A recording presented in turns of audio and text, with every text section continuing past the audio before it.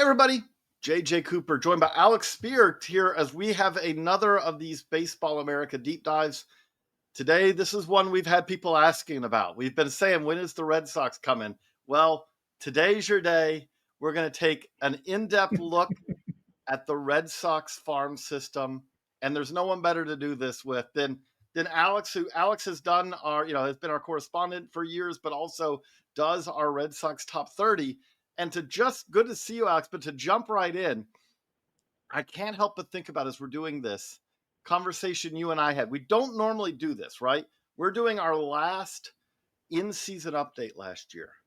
And I'm like, hey, just to let you know, we're running Roman Anthony up to where as soon as James Wood graduates, he'll be our number one prospect in the game. This is last August, I think. And the funny part of it is, but I'm like, but I need to touch base with you. I know this is early. We're not, we're a ways away from our top 10, but I need to touch base with you because I don't want to do that if the reporting you're getting is that Kristian Campbell is the Red Sox number one prospect. And let me just lay out, this is an embarrassment of riches problem for an organization. I don't normally end up calling to check because, wait, this guy we think might be the number one prospect on our top 100, but I don't want to lock you in because this other guy could also be the number one prospect on our top 100. I can't remember, again, when we say that Alex is the perfect guy to talk to for this, I have my copy right here. He wrote the book. He wrote the book about the last time that the Red Sox had a farm system like this with Mookie Betts and all. But Alex, good to see you. And how difficult was the discussion, the reporting, the debate about who was going to be number one in the Red Sox system? Well, JJ, great to see you. It's a super interesting question, and actually, there is precedent for this, right? For this kind of arm wrestling occurring with both the top Red Sox prospect and the top prospect in the game. Because back when I was doing the top 10 entering the 2016 season, you and I, among other people at Baseball America, were going back and forth about whether Andrew Benintendi or Yoan Moncada was the top Red Sox prospect, perhaps the top prospect in all of baseball, and that was not a slam dunk. That one took a couple of winding roads, and it basically came down to reliability of hit tool with Andrew Benintendi compared to the outrageous tools of Yoan Moncada that created considerable upside. And it's been interesting to map where those careers have gone,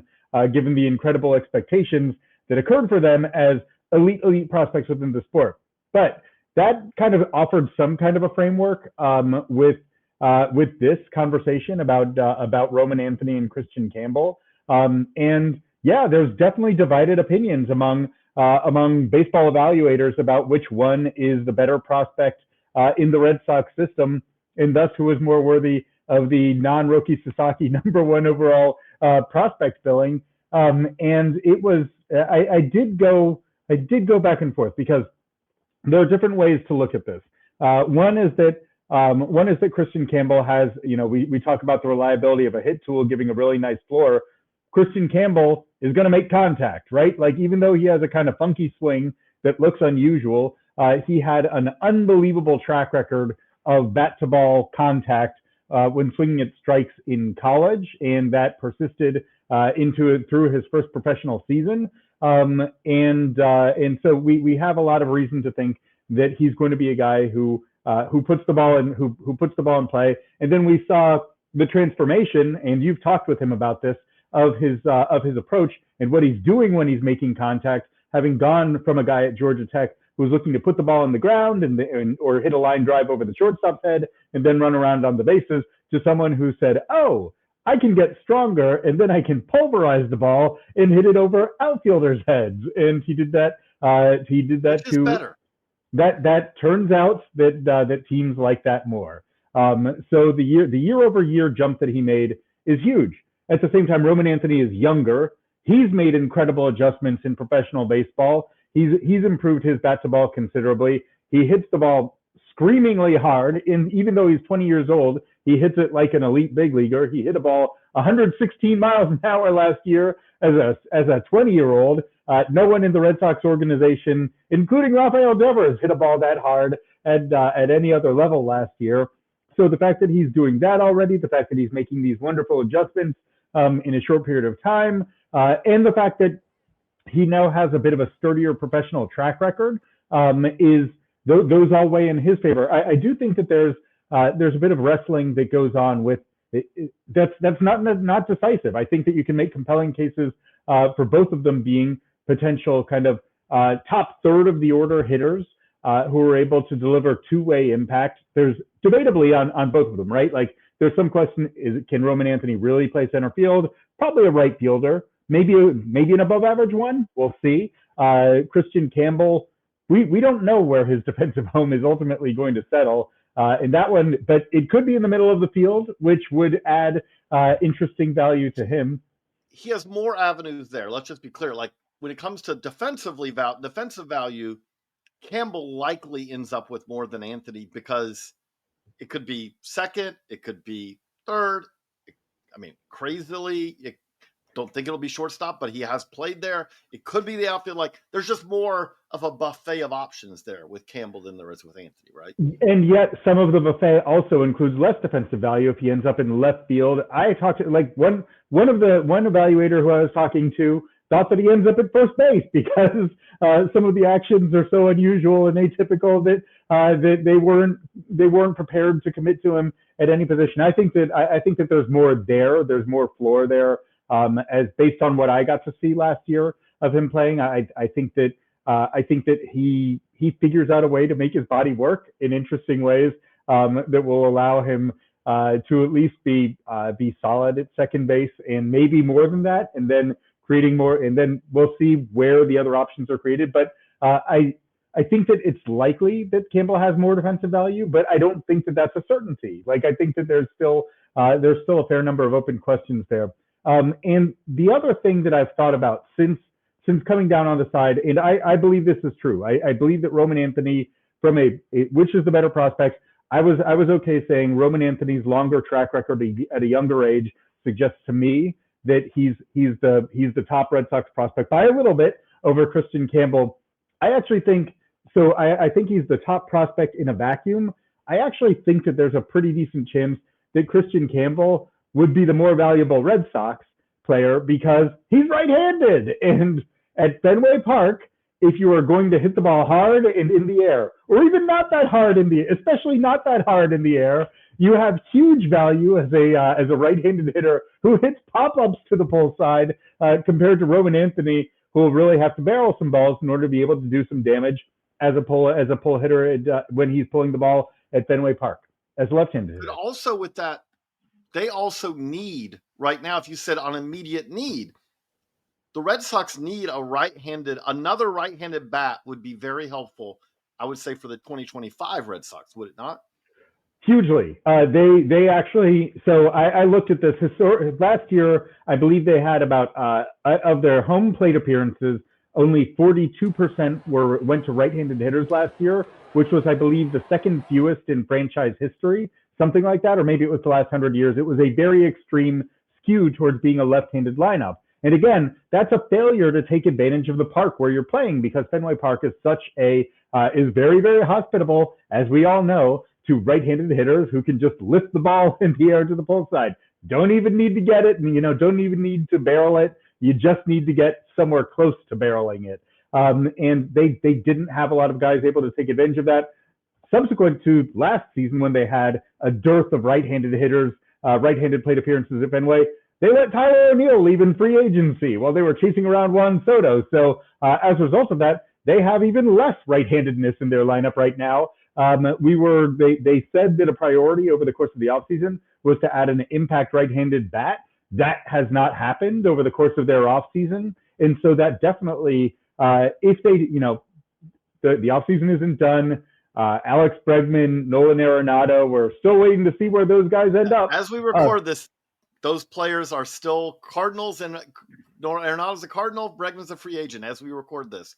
Right. Which pretty much by us recording this guarantees that before this goes live, something will happen.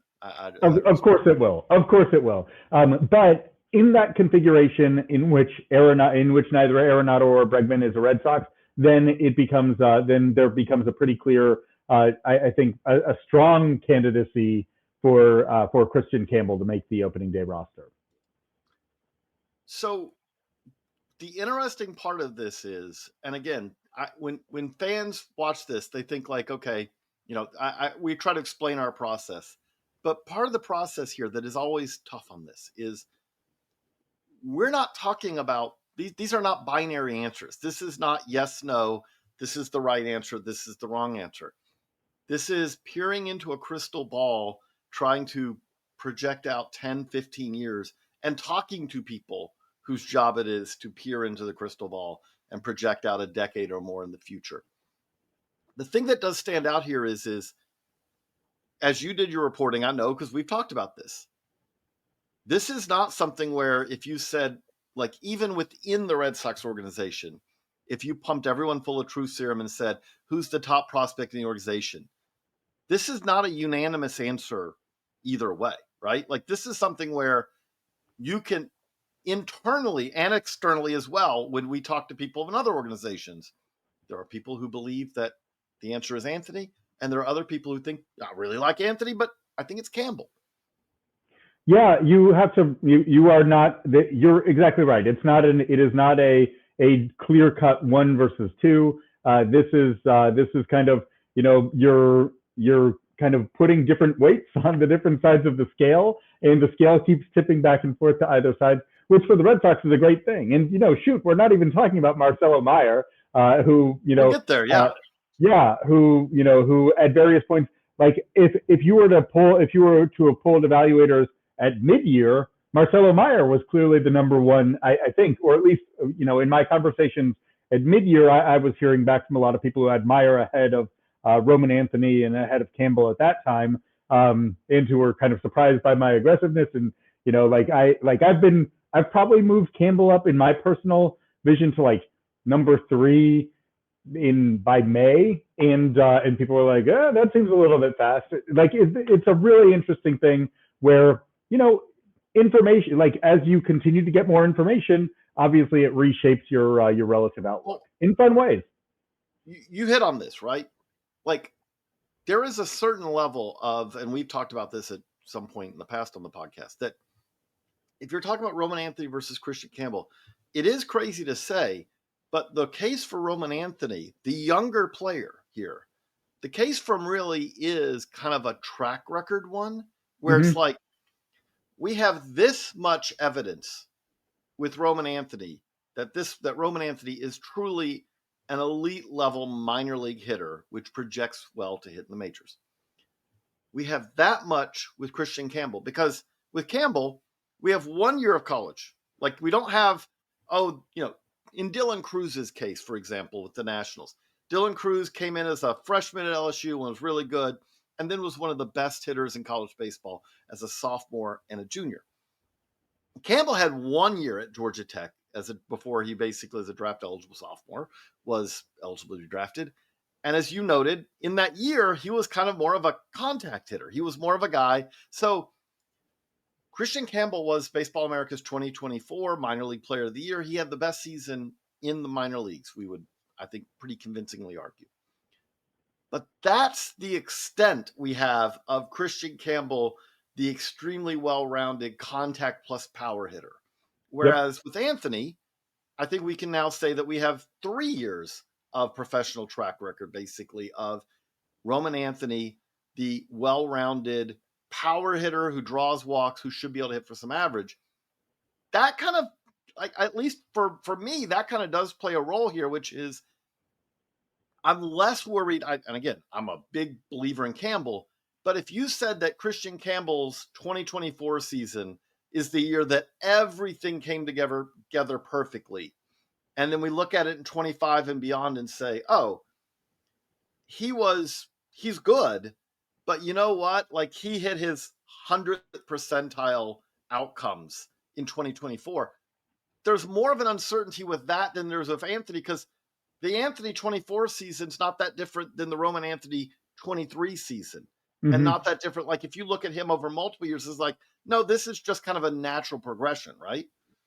Yeah, I think that played a significant role for me, certainly. Just the, level over level, minor league track record. We've seen it in longer stretches where it's not just kind of like the brief adjustment to levels. Like Campbell was moving so fast last year that no league really had a chance to adjust to him, right? He was just flying through the system, and that's to his credit, but it also makes it a little bit harder to evaluate exactly what's going on there, as opposed to a guy like Anthony having half season chunks at the different or more at the different levels where he's been performing. So yes, I think that certainly there's an element of that. But I've also received lessons in the idea that like when you see a considerable tools change, when you see a super athlete who does have things click, like sometimes it sticks. Like I had Mookie Betts as my first farm systems ranking was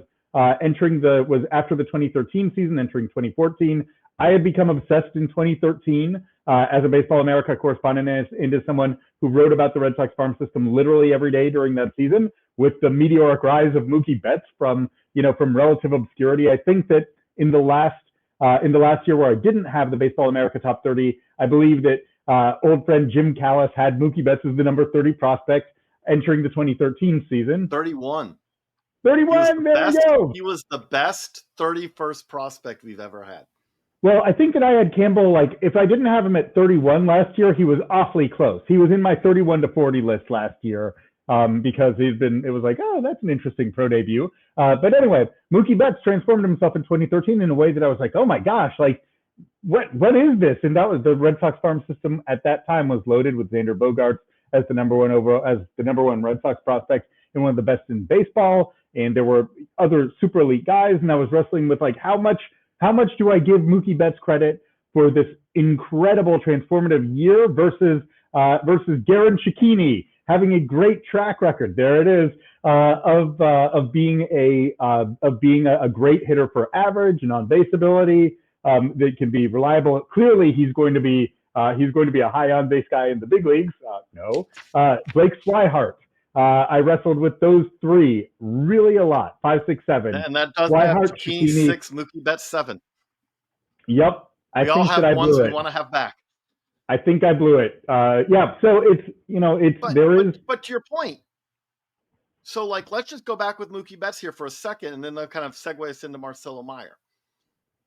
Mookie Betts in the New York Penn League was kind of overmatched. 0 home runs. He had to be moved off the position because he got the yips. Like he could not throw to first. Yeah. And had this leg kick that really wasn't working for him timing wise. It wasn't providing pop, but it did also cause timing issues, it seemed like at the time. When we talk about that, we're peering into the distance and we're trying to discern, like, there are no guarantees at that moment. Then that next year, he goes to A-ball. If I remember correctly, tones down the leg kick. The move from across the second base bag kind of helps fix the throwing.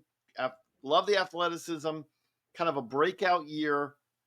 But like, we are talking about a non-first round pick, a later round pick who got money, who had already had kind of not a lost year, but a year that raised a lot of questions and then seemed to have answered them. But not at like, oh, he did this in AA, AAA, did this kind of, that's, like you said, development is not always linear, but at the same time, trying to discern when a guy has really unlocked something massively new versus, oh, that was nice. Yeah. It's not easy. Well, especially because like minor league park environments are so insane, right? And so we look at minor league performances at different levels, and we're like, age, we assess age relative to level and rarely account really truly for what the park environment looks like. And, Greenville, where the Red Sox High A affiliate is located, is one of the ultimate offensive environments in minor league baseball. Like, there is a funhouse mirror aspect to it. It's not as extreme as good old Lancaster was when the Red Sox had their High A affiliate there back in the day, as I date myself repeatedly. But it is a place where, it's even more extreme for right-handed hitters than Fenway Park in terms of what it does to really amplify the value of, like, hit the ball in the air and watch it go. And so there's a little bit of trickiness to that, which is why it was significant to see Campbell perform at an exceptional level across 3 different levels, but did not have the same power as he got to Double A and Triple A remotely as he did when he was at least from an ISO standpoint or from a home run total standpoint. Like, it looked different as opposed to, Anthony hitting cruise missiles at 116, even as he was moving up above level, beyond levels. The one last to kind of put a bow on the Anthony Campbell debate, the other possibility here is the answer is yes, right? Like, there are situations where we look back on it and you go that, I would say if you're a Red Sox fan, the ideal result of this is that if we're talking, hopefully still the two of us 10 years from now talking about this Red Sox farm system, that'd be great on my end, at least I'll say. But like, we're talking about it and we're like, we had Anthony 1 back in 2025. We had Campbell 2, and we're still debating whether it's Anthony or Campbell, right? Like, that situation does every now and then happen where you're like, it's funny. Benintendi Moncada, like, in hindsight, doesn't look like a great, 1-2 in all of baseball. But if you still said right now, who should have ranked number 1 out of those guys basically a decade later almost, I can argue either one, because you could argue Moncada's highs have been higher than Benintendi's, and you could argue that Benintendi's peak has kind of tailed off quicker, but Benintendi's been more consistent across those years. He's been more going to the post and getting at bats, where it's like, okay, do you want peak WAR? Do you want more total WAR? There's an interesting argument there. 100%. And one interesting way in which I saw it drawn out over years was there was a lot of debate among the Red Sox, again back in the day, dating myself, Jonathan Papelbon versus John Lester as prospects when they were both starting pitchers coming up through the Red Sox system, entering the 2005 system. They were both kind of celebrated in spring training that year. So yeah, 20 years back. And for years there was an ongoing debate of like, Papelbon clearly moved past Lester, and then it was like, here comes John Lester, moving right along past the closer. So it is super fun. Like, that's the best part, where it's every prospect ranking represents a moment in time. It is not a yes no. It is a reflection of the circumstances of a moment where you're trying to take as much information as you have. But the beauty of the thing is we don't know. We can't know. We don't know the future. The players are the ones who dictate it. The fun of baseball is that it all happens on the field. And then ultimately we can make some kind of judgment about it in that not even 10 years, in the 20 years when we're looking back on their careers and have a blast with it. This is the part of it. This is the perfect segue to get us to to moving ahead. But it's the perfect part of why I still love this. We have both been involved and in the minor, paying attention to the minor league side for more years than we'd like to admit. And what's fun about it is there is no mastery of this. There is no point where it's like, congratulations, you have been doing this long enough now. You have enough innings and at bats and games under your belt that you've watched this long enough that now you know the answers, because no one knows the answers. And the part of this that, I get sometimes a little bit annoyed is when we have fans say, man, you missed on that one. It's like, look at the major league side where we literally have front offices who are, staffed with literally dozens and dozens of people working on this. And they're talking about major league free agency, right? You're talking about players who have 6, 7, 8 years of major league track record.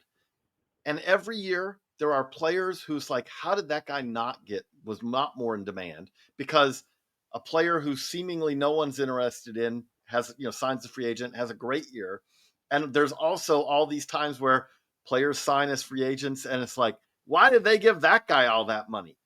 This is all unknown. These are all humans. This is never going to be something with absolute certainty at any point. And that's what makes it enjoyable. That's what makes it fun, because we're doing the best we can. And that's a perfect segue, because in most years, we're talking about a Red Sox farm system. The guy who's number 3 on this list would be one that we'd be like, okay, we're going to have to spend a ton of time on this guy, because this is a first round shortstop who's knocking on the door. The question is, how soon is he going to be ready? And we'll talk about that right after this quick break. And we're back. So, Alex, in most years, Marcelo Mayer, the number 3 prospect in the Red Sox system, would be the number 1. Like, there are a lot of years this is a guy who would hold up very well as a number 1 prospect and would be a number 1 prospect in a lot of organizations in baseball right now. But I don't want to say he's the afterthought, but when you have the Hmm. seasons that Anthony and Campbell had, and you have the injuries that Mayer had that kind of he's had for 2 years in a row now, he's kind of had to battle. I would say in 23, it was kind of trying to play through an injury that really kind of affected his production. And in 24, he had an injury that kind of limited his time on the field. But what is a realistic expectation to you for Mayer in 25 and then going forward beyond that? Well, I think the first one for there to be an expectation, there needs to be an acknowledgement of uncertainty because we're still waiting for Marcelo Mayer to prove that he can stay on the field. You mentioned 23, which was the left shoulder, injury that occurred, impingement that occurred as a result of like a weird base running stumble and hitting his shoulder on the ground. And then in 24, it was a lower back injury that ended his season prematurely. In 22, there were also injuries, particularly to the wrist, that limited his playing time. So he has yet to play 100 games in a professional season, in 3 full professional seasons. So there's uncertainty about what we can expect from Marcelo Mayer because all of it is framed by can he stay on the field for a full season? And I think that there are reasons to think that these have been kind of a succession of one-off injuries, but you don't just like that matters, right? Like that matters, and it's kind of the burden of proof shifts to the player to prove that he can stay on the field ultimately and deliver and be healthy and productive over the course of a full season. But from a talent standpoint, this is a really good player, right? And I alluded to this earlier. I don't remember, JJ. Did you guys have at the Futures game? Did you guys have Mayer ahead of Anthony? Yeah. At that point, I think we hadn't done our update, so I think we still did at that point. Yeah. Yeah, and I think that it was close last offseason. Mayer was the one who had the great first half. He was the one who looked like he should have probably been promoted to AAA in June, if not earlier. He was dominating. And he's a shortstop. And he was hitting the ball screamingly hard. And he was making great contact. He was improved contact, improved swing decisions, improved bat speed, improved exit velocities. Like he was doing everything developmentally that you would hope for in the 2024 season, and then boom, injuries that really slowed the timetable for his promotion to AAA, and ultimately prevented him from taking the field in AAA, which is why he's behind Anthony and Campbell, because we have data for Anthony and Campbell in AAA. We do not have that yet with Mayer. But if you're talking about the potential, like we have seen a guy who has a chance, to be kind of a legit shortstop. Maybe you're looking at like a 50 grade defender. Maybe you can like squint and see some people would say some people might kind of take the optimistic view of a 55. I would say more reliably a 50 at short. You could look and say what happens if he moves to third base. Oh, there's a 55 or 60 if he's going over there. There's a lot of really good movements that would play well at third base. But on top of that, so you're looking at a left side of the infield guy who will be an asset to your defense, who is also probably going to be, who's going to be an above average hitter with a ton of doubles, maybe 20 plus homers.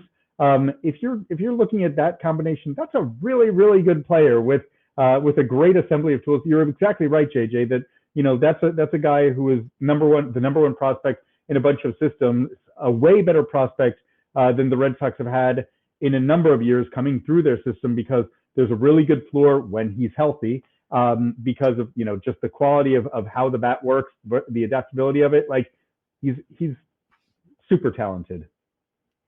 I would say with that, the other thing is interesting with this. Obviously, the Red Sox did dip into their farm system talent in the offseason.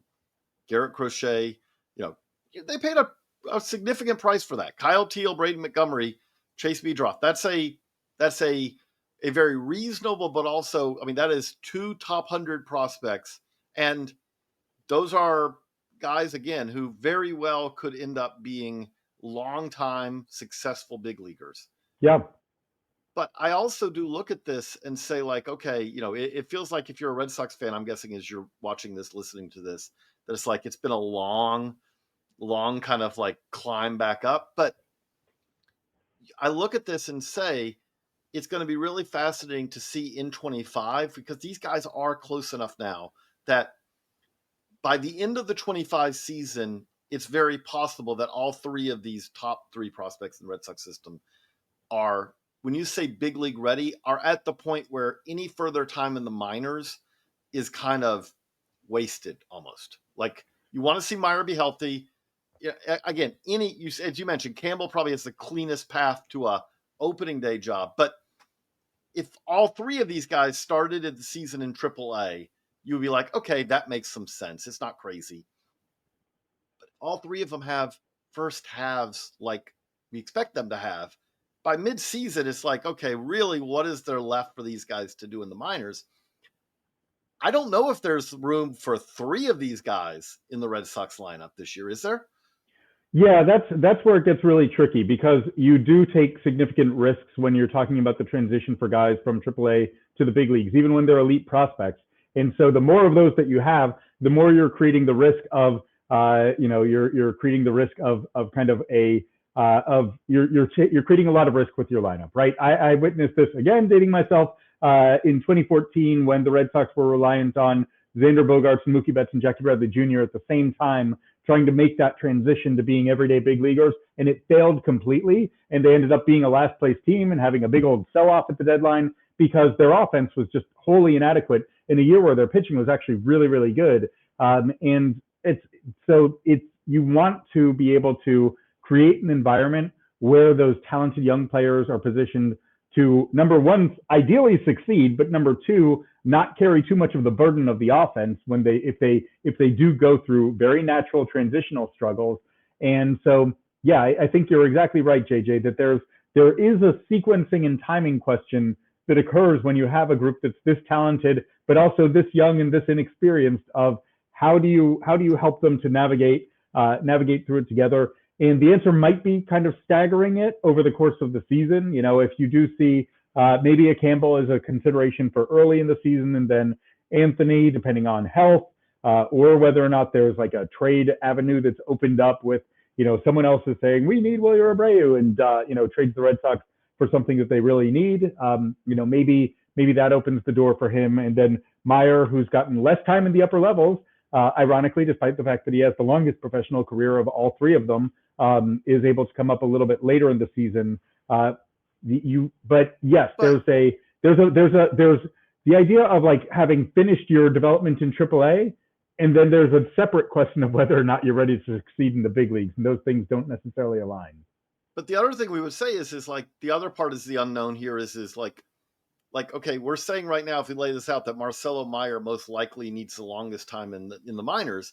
Maybe. But there's also a scenario where, if depending on how injuries lay out, like this is a guy who is, as a defender, the most plug and play versatile here, where if kind of catastrophic injuries arise, and it's like, okay, who's going, we're out of shortstops, or Devers is hurt, we need a third baseman, and we really need a boost or whatever.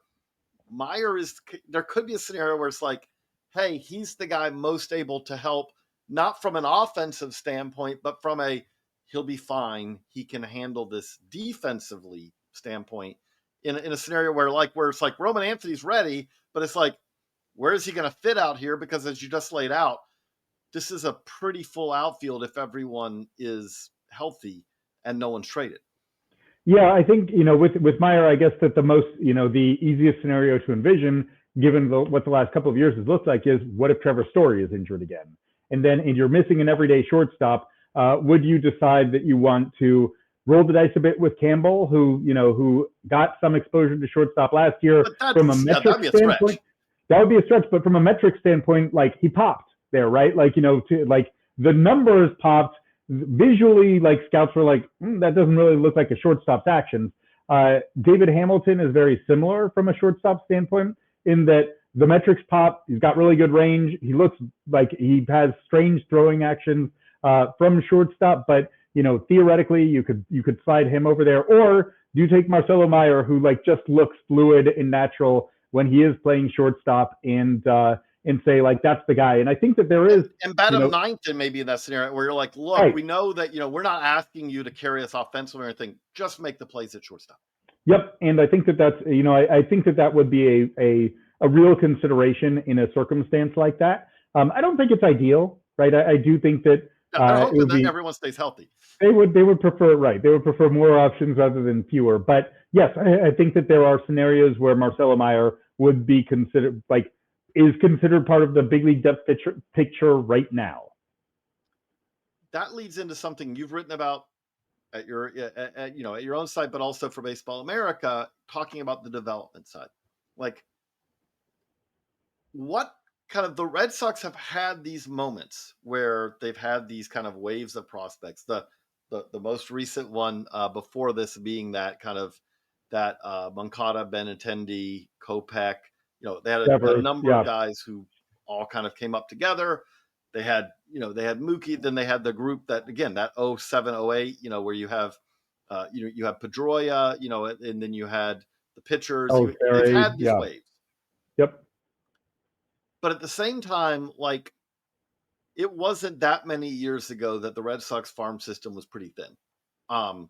And I mean, we don't need to relitigate the Mookie Betts trade, which I think everyone in the world can now admit was, can agree was, one, trading a guy like Mookie Betts is probably a bad idea most of the time.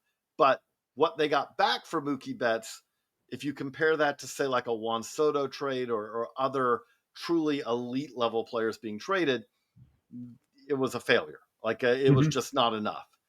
But from that kind of low point, what would you point to that, like, of what has gotten the Red Sox are our number one ranked farm system? First time we've ever ranked the Red Sox number one, going back to 1984.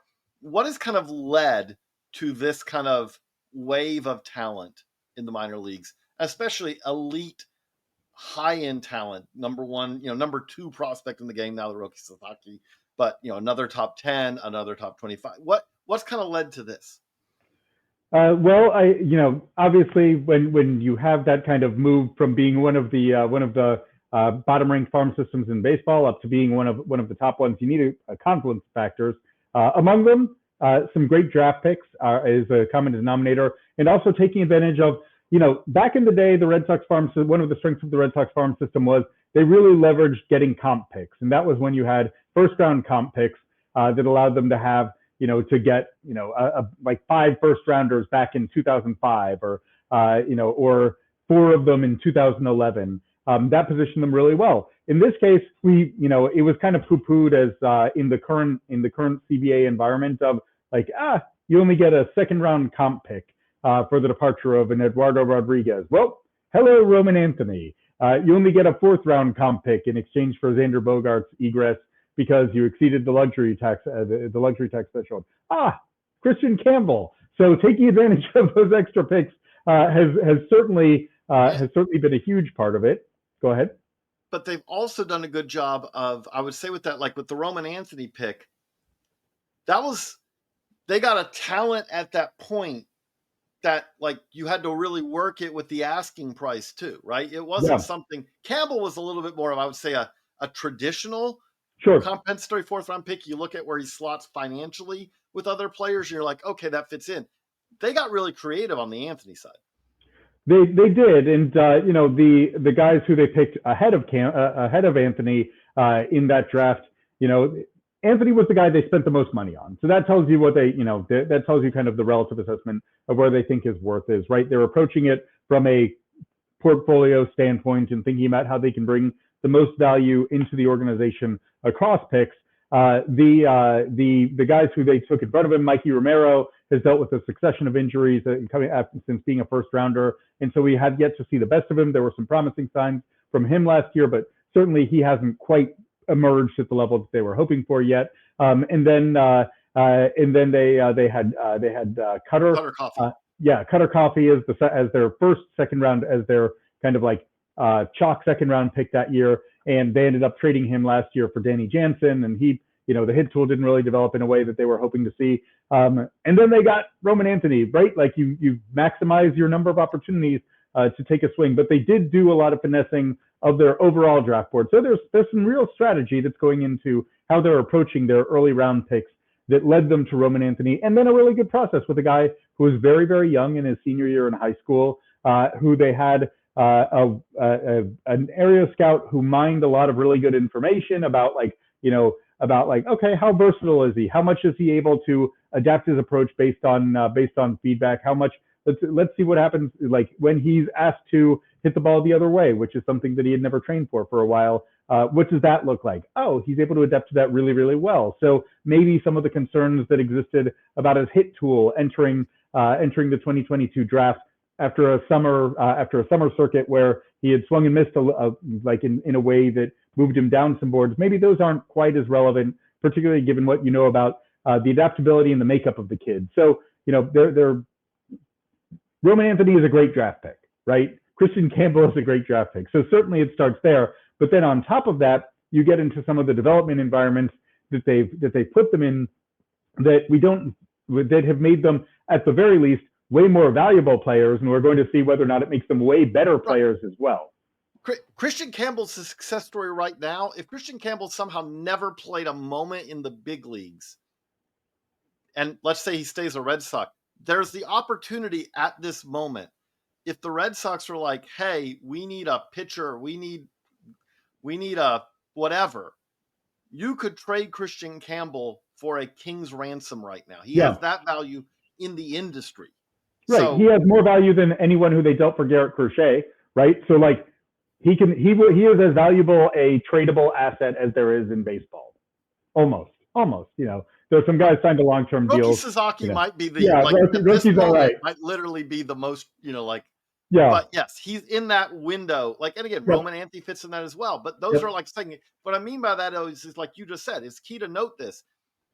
We can look at whether a guy succeeds in the long run or not. And we think both of those will. But we also do know, like when we talk about our farm system rankings, when we talk about our top 100, you can absolutely say, oh, you guys overrated Spencer Torkelson. He has not turned out to be what they thought he was going to be. Okay, fair. Completely will own it. There are players who we rank in the top 10 who don't turn out sometimes. However, it also is a snapshot in time. I promise you this, if the Tigers at that moment had said, we're looking to make a move, Spencer Torkelson is available, this was not a situation where other teams have been like, we don't want Spencer Torkelson. It'd have been like, ooh, young, controllable first baseman who coming off of that college career, absolutely. We liked him in the draft. We're interested. That's what we're talking about with a Kristian Campbell. That was a 4th round pick. Developmentally, a year later, he absolutely, if you said straight up deals, I would say Kristian Campbell's the 132nd pick in that draft. I don't think there's any player taken ahead of him in that draft of the 131 picks ahead of him who the team who had that player would not absolutely consider swapping 1 for 1 for Kristian Campbell, just to explain. But you hit on the development. You've written about the hitting development. That's kind of where it does stand out that the Red Sox, I feel like, have really, if you want to say cutting edge or you want to say top tier, best in class or whatever, like it feels like that on the developmental side, this is an organization that a lot of things are going well for. Yeah, I mean, it's been a transformation in terms of how they, in terms of where they expect their players to develop outside of the game context. And you don't see a lot of activity on the fields in spring training anymore because everyone's in the cages when it comes to hitting. And you have a lot of, you have guys training. They're not taking traditional batting practice, which is being thrown by a coach. They are hitting off of high velocity machines and, and trying to crush the ball in the air, and they're getting immediate feedback in terms of what the xwOBA of that form of contact would be in any given moment. So you're seeing a lot of you're seeing them being pushed, right? The training environment is high intensity. It's challenging. It's meant to be more game-like in terms of circumstances in order to prepare them for the most challenging kinds of pitching that they will face. and the results, and it's also very organized. It's very structured to be, okay, we're going to divide into what they call the core four of hitting development principles, which is bat speed. It's bat pass, meaning like, kind of where the kind of angle that you're producing with your swing. It is bat to ball skills, and then it's also swing decisions. And they train each of these in a very purposeful, principled way behind the scenes.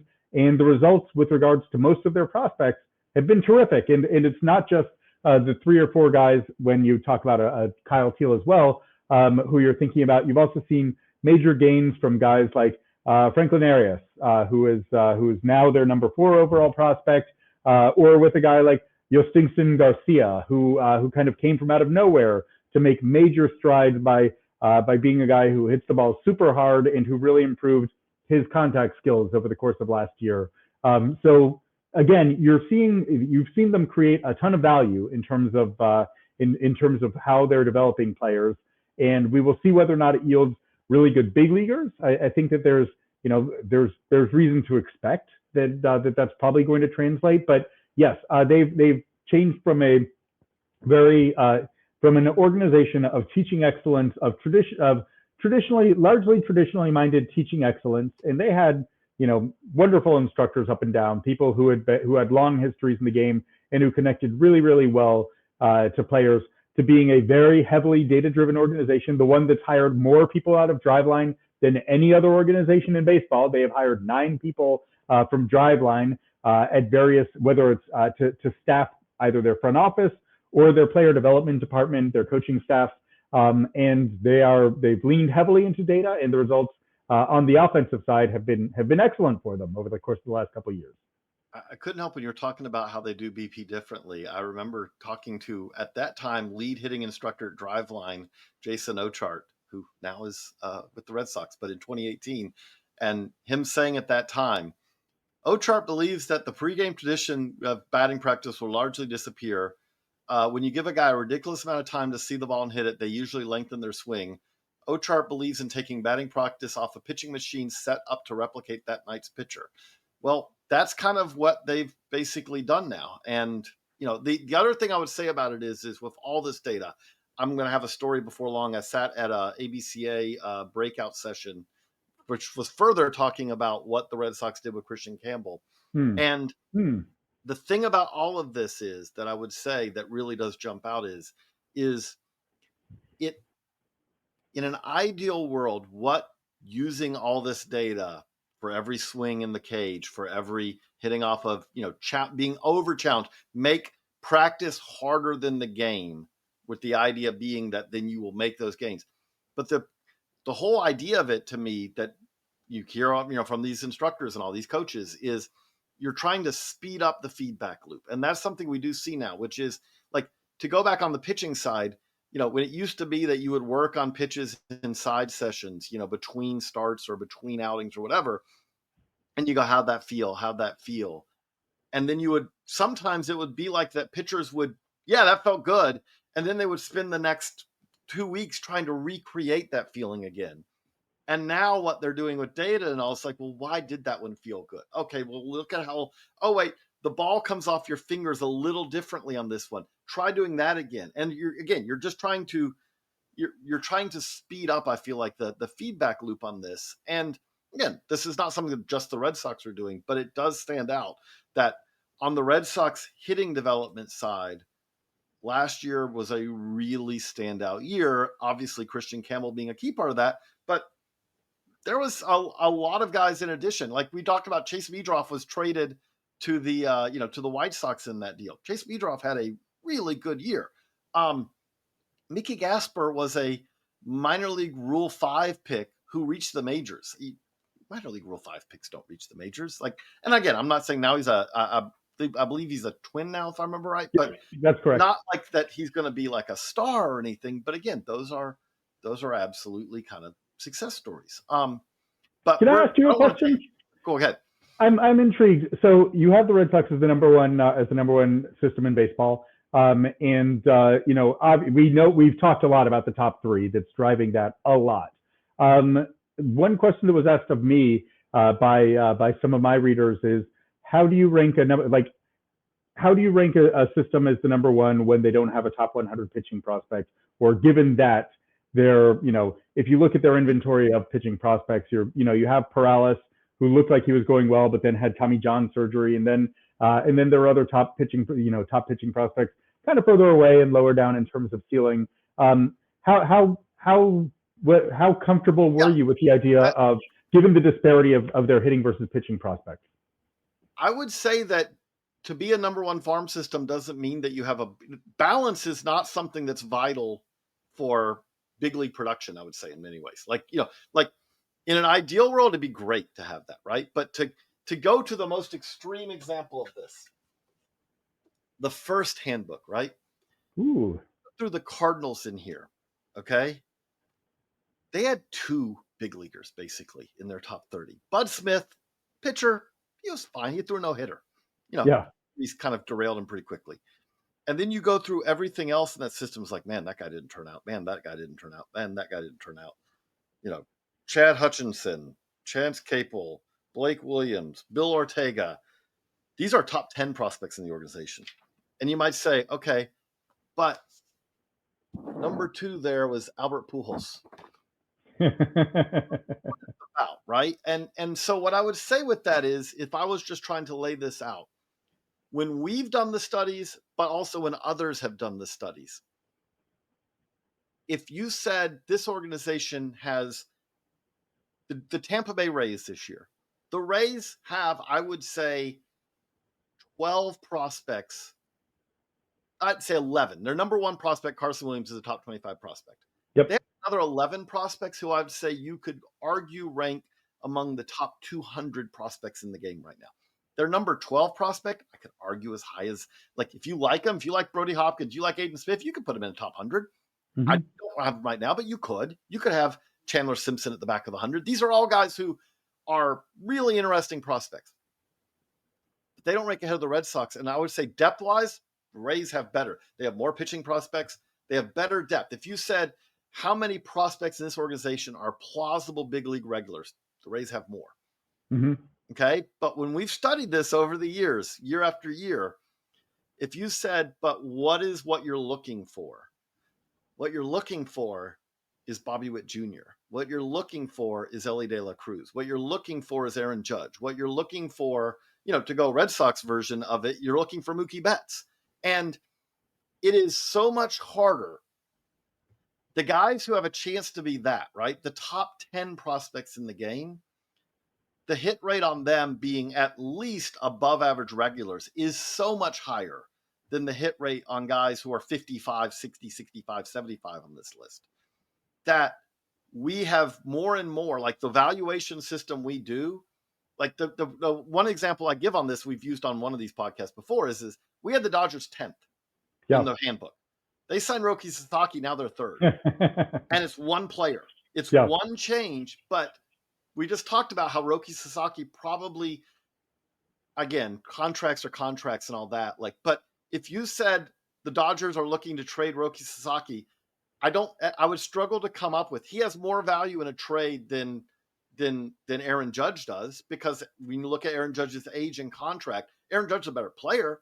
But if you said, hey, we could have Paul Skeens, might be the most valuable player in baseball right now, because that combination. So it doesn't mean that the Red Sox, now I will say the Red Sox pitching side is going to be a lot about guys coming back from injury. Luis Perales could have been, he was on his way to being a top 100 prospect, I would say, and then he blew out. So now we're going to have to see, how he comes back. But that would be the answer from our end is like, you're really looking for stars more than depth. Depth is nice, but stars are stars.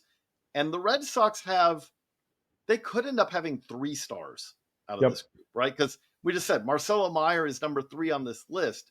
He's also, again, he would be number 1 for a lot of organizations. And he is a shortstop who, when he's healthy, has produced and is going to stay in the dirt and could be an above average offensive player who also is providing defensive value. And that's the number 3 prospect. And so that's where kind of how we get to it is the way we do it. I've taken more time than I want of yours, but I did want to make sure I asked one more thing with this, which is, okay, we've talked about the top three because it took us almost an hour to cover the top three. It's a really good top three. Let's go beyond the top 10 for a minute, though. Who is someone outside of this 10? We mentioned Arias a little bit. We mentioned Perales, some other guys who were in the 10. But who's someone outside of the top 10 that you're really interested in? You're really excited by seeing what this guy could end up becoming? I'm going to give you two pitchers because we've spent so much time on the position players. I'm very interested to see what happens with Juan Valera in a full season in a full season in the States.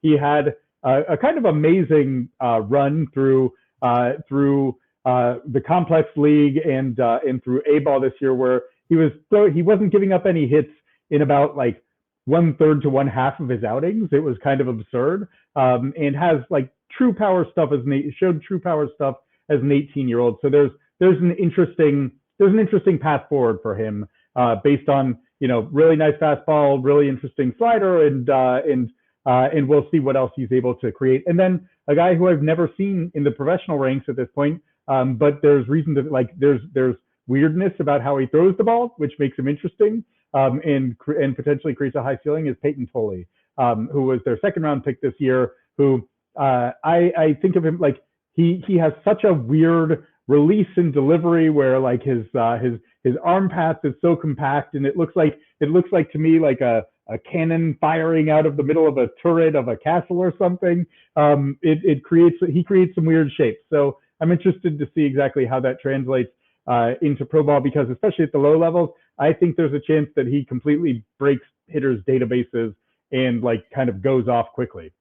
That is the other thing that we could say about pitching is that being weird is one of the best things you can do, because the way hitters visually process, if they've seen something a lot, like that's why we're seeing, I would say in some ways, the rise of the sinker again. It's like, you know what? If every hitter gets to see an above average ride, can carry four-seam fastball at the top of the zone, what was unusual becomes usual.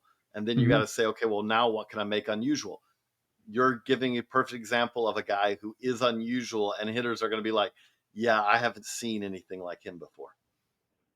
Weird.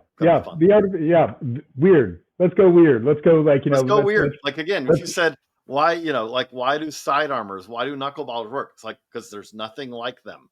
That's why you can kind of make that work. Alex, again, like this was really fun. I said 45 minutes. We've been usually keeping these to 40. Here we are. It's been an hour, and we could go for another 2. But I hope you did enjoy this. If you did enjoy this, again, please check out. We got a link in the description here of the Red Sox top 30 prospects with scouting reports with BA grades as well, scouting grades for all 30 players. Alex did great work on it, as he always does. And the fun part now is we're just hitting that point. Here we go. Spring training is here, and now we start building it out for our in-season list and trying to figure out who's the next player who's going to pop. It'll be a whole lot of fun. The fun of finding out where we were wrong. It's coming soon. We're going to be wrong. We're 100%. There's something we were wrong on the 30. But I will say, I hope a lot of the times, the other part about this is there's this zone of the unknown, right? A lot of times, what I want to see, like sometimes we'll read back on a prospect and it's like, oh, we ranked that player too high. But then you read the report and it's like, okay, but at least the report spells out what could be the kryptonite here, right? Yep. Like if there's a player and it's like, I want the report. You want the report to be right. Where it's like, okay, like we may have had Mookie Betts behind Cicchini on our top 30 that year. That in hindsight was wrong. But the Mookie Betts report writes up what he could be. And the Cicchini report writes up what he could be, but also where it could go wrong. Okay, we got our zones of unknown a little bit off on those. And again, we want it to be better and better every year. But that's where that's why we want people to read the reports, right? Because like a lot of times we are laying out, this is how this guy could, like Marcelo Mayer. If we said that Marcelo Mayer ends up not reaching the heights that we hope and expect, because again, we want players to succeed, and it's because he can't stay healthy. Well, that's been laid out, right? Like that's we don't know. if we said that, that with Luis Perales could be a really good pitcher in the big leagues. Can he stay healthy? We don't know. We'll find out. He doesn't know yet. We hope he will. We hope everyone stays healthy, but we know that they won't. But again, we hope you really enjoyed this. If you did, please like and subscribe. Click the bell if you're on YouTube so you know when our next one's coming out. We keep rolling out these deep dives every day. And also, please check out Alex Speier, as he has laid out on social, because Alex basically, unlike me, who bounces around, I'm guessing that you are going to be knowing the fun times that are the Gulf Coast of Florida very well over the next month and a half. It's coming, and it'll be great to be on the backfield, or more accurately, around the cages, and trying to figure out what's coming next. It will be fun. I hope to see you down there, because I think I'm going to Florida this year too. So awesome. For Alex, I'm JJ. So long, everybody.